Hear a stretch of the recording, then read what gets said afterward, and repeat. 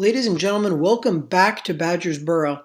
In today's video, I'm going to be ranking my top 10 NBA players ever. This is going to be a pretty controversial list, and I understand that. If you guys go on to like the video, it helps a lot, and also subscribe while you're there. Also leave a comment if you want me to do a further justification for any of these rankings or any other videos you want to see me cover. Hope you guys enjoy. Alright, a couple disclaimers before I start this video. One, I'm obviously a Rockets fan. That's going to weigh a little bit on it. You'll see what I'm talking about later. Number two, there will be some recency bias. I'm obviously not that old. I haven't seen most of these guys play ever, really just highlights. So keep that in mind while I'm making these rankings. And if your favorite player is not up here or not as high as you like, I'm sorry. I will try to do a little justification for it. I've seen some comments that you guys want some shorter videos, so I'm going to try and do that. So I'll just give a short blurb on, why I think this player ranks where they do, and then that's going to be that. I do plan on making a couple, deeper dives into some of these players and their careers, and who knows, maybe when I do a little bit more research, my rankings will change, but that's how I'm going to do it for this video. All right, coming in at number 10, we have Tim Duncan. Great power forward for the Spurs. He was a rock solid guy, Mr. Fundamental, for about 20 good years in the league. He's a 5-time champ, 2-time MVP. He was very key on a lot of those Spurs teams. The early 2000s, the early 2010s as well with Kawhi. All around, Tim Duncan was a stud. He were always going to get good defense out of him. His post work offensively was incredible.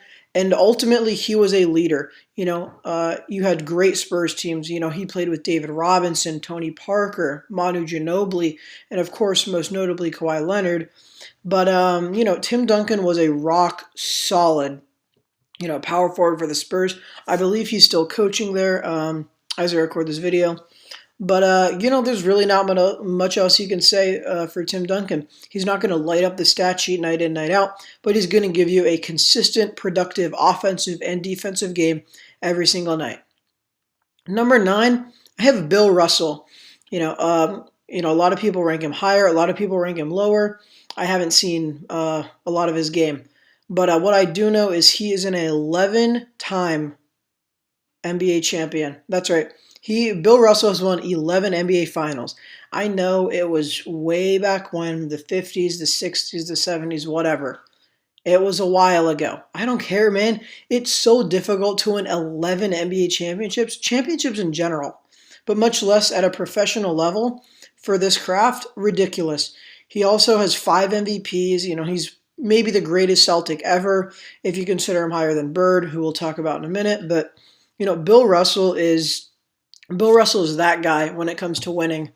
You talk about LeBron, MJ, they've been to finals. Not compared to Bill. Bill has won 11 finals. That's the main reason why he's at number 9. 11 finals.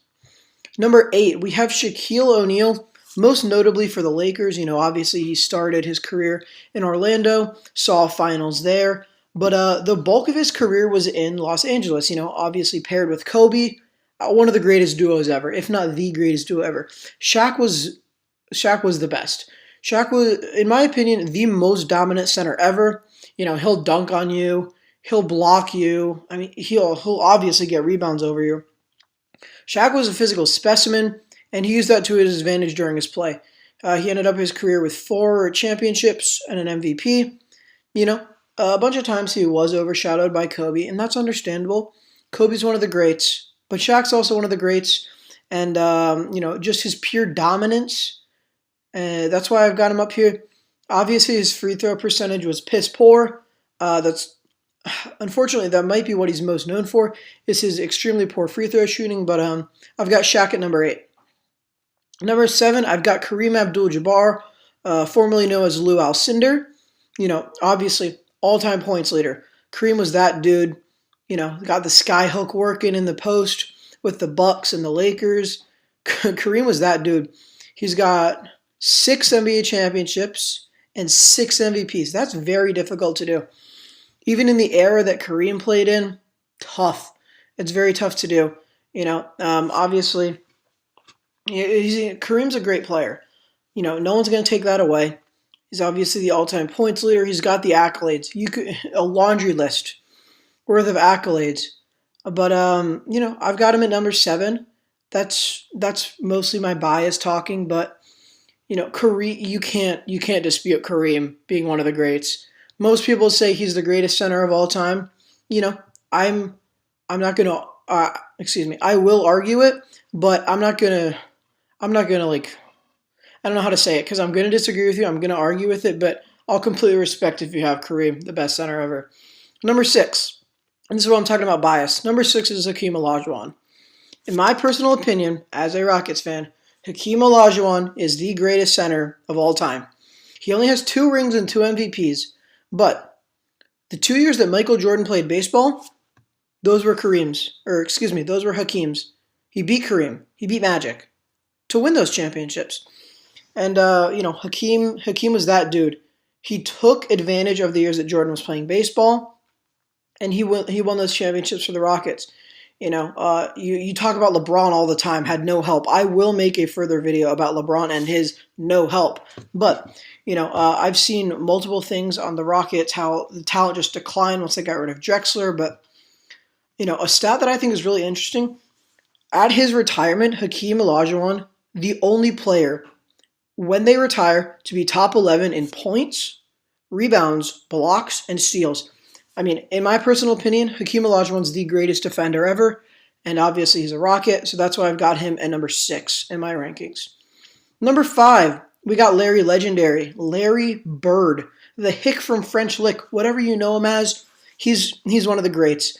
Really the first guy who started the movement to start shooting behind the arc. Larry was that guy. Obviously you talk about Clay and Curry and even Harden to an extent, but Larry was the first dude to really start expanding the range and hitting from behind that three-point arc. He finished his career with 3 rings and 3 MVPs. But Larry was an exceptional player. Obviously I haven't watched many of his highlights, but Larry Bird could shoot the ball out of the building. He was that good. He was like Curry. He could just shoot. That's really what Larry Bird's known for, is his shooting. He was a fairly good defender as well. But if you're talking about Larry Bird, you're talking about a dude who could knock down shots, whenever he really wanted to. Number 4 is going to be Larry's rival, Mr. Irvin Magic Johnson. Magic's a great player, arguably the best Laker ever, and it's very hard to dispute that. 5 rings, 3 MVPs, probably the greatest passer ever, maybe even the greatest pure playmaker ever. Magic was that guy. He was delivering stuff all around the court, off the court, you name it. Magic was that dude. We're not really going to talk about his ownership or GM, whatever he did in Los Angeles. That's not important. As a player, I've got Magic at number 4. One of the all-time greats. All these guys are one of the all-time greats. I haven't done a deep dive into most of their careers, but obviously let me know if you want to see that. But I haven't done a deep dive into Magic. I know he got beat a couple times by Hakeem, but that didn't deter him. He still won. He still got his full hand worth of rings. Number 3 is going to be Kobe Bryant. Rest in peace to the late great. Kobe. You can put Magic ahead of Kobe, but for me, 1, it's recency bias, and 2, Kobe Bryant's possibly the most influential player in the history of the sport. What do you say when you shoot a ball into the trash can? I mean, I say Lonzo, but everyone's going to say Kobe. Kobe was that guy. He wasn't afraid to take the shots. It didn't matter how bad you perceive the shot as. Kobe had the confidence in himself to take it, and he was going to knock it down. Kobe had 5 rings and an MVP. People say he carried Shaq. No. But Kobe was definitely that dude on that team. Won another one with Powell. Obviously went out in style, 60 points in his last game. But there's really not enough good things you can say about Kobe Bryant. Yeah, he wasn't the greatest passer, but when you can shoot like Kobe can, I mean, you don't really need to pass that much, dude. Kobe had it all. Easily one of the greats, tragically, passed away in a helicopter crash, I believe, just about exactly 1 year ago. But, Kobe, easy number 3 for me. Number 2, it's LeBron. He's not the GOAT. Like, come on, man. LeBron is obviously one of the greatest players of all time. I'm not ready to put him at number 1. I think it's going to take me quite the while to put him at number 1. But you can't dispute, LeBron is there. He's got 4 rings, 4 MVPs. That's extremely impressive. But what doesn't put him at the top for me is the 6 finals losses.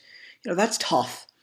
If you want to tell me LeBron had no help, you are kidding yourself. I'm going to go into a deeper dive about LeBron and this topic. But if you are willing to tell me that LeBron James had no help in the 6 finals he didn't win, or that he played super teams, whatever, you have to resign all 4 of his championships because those were all with super teams. You cannot tell me otherwise. Chris Bosh, Dwayne Wade, Ray Allen, Kyrie Irving, Kevin Love, Anthony Davis. 6 Hall of Fame players. All right, 6 Hall of Fame players. If you want to tell me LeBron had no help, you have to resign all of those championships for the rest of your argument. Enough said. But we're not going to talk about that right now. LeBron is obviously one of the greatest passers ever for his position, especially, point forward. That, a lot of people associate LeBron with that tag. Great shooter, pretty solid defender as well. Obviously an incredible playmaker, and even more, an incredible leader. LeBron is number 2, and he's going to have to win probably 2 or 3 more championships for me to put him at number 1. Which leaves number 1, there's not much debate here. It's obviously Steve Nash. Steve Nash stole an MVP from Kobe.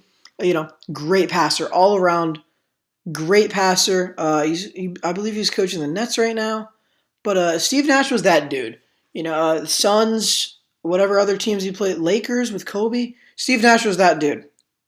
Obviously, he's not number 1. Michael Jordan's number 1, the GOAT. When you think of the word the GOAT, most people will say Jordan. They won't even say Brady. Brady's undisputedly the GOAT. Wayne Gretzky's undisputably the GOAT. But Jordan's the GOAT. Michael Jordan, 6-0 in the finals, undefeated. 2 separate three-peats. Obviously had a 72-10 season, which has only been topped once. 5 rings for the GOAT.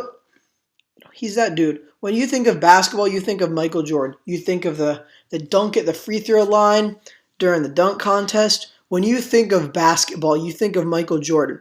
He's obviously got to be number 1. Yeah, I'm a Tar Heel fan, but you're kidding yourself if you don't think Michael Jordan is number 1. I will let you believe that LeBron is number 1, but it is going to take a lot for me to have him pass Michael Jordan on my list. Michael Jordan is probably going to be the GOAT until maybe a guy like Tatum, Giannis, Harden if he wins a couple rings, even Kevin Durant. These guys are young. They could surpass him, but it's going to take a lot for me to not have Michael Jordan at number 1. But anyways, guys, that's going to do it for this video. I really hope you enjoyed.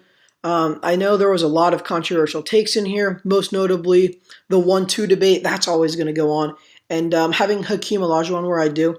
I do plan on making a more in-depth video about Hakeem Olajuwon, so stay tuned for that. If you want me to do a deeper dive into these guys' careers, maybe you want to see a Larry Bird video or a Tim Duncan video, please feel free to let me know in the comments. I'm always open to suggestions. I'm trying to fill a week's worth of videos, so anything helps, guys. But that's going to be it for this one. I hope you guys enjoyed, and that's it. See you later, guys. Peace.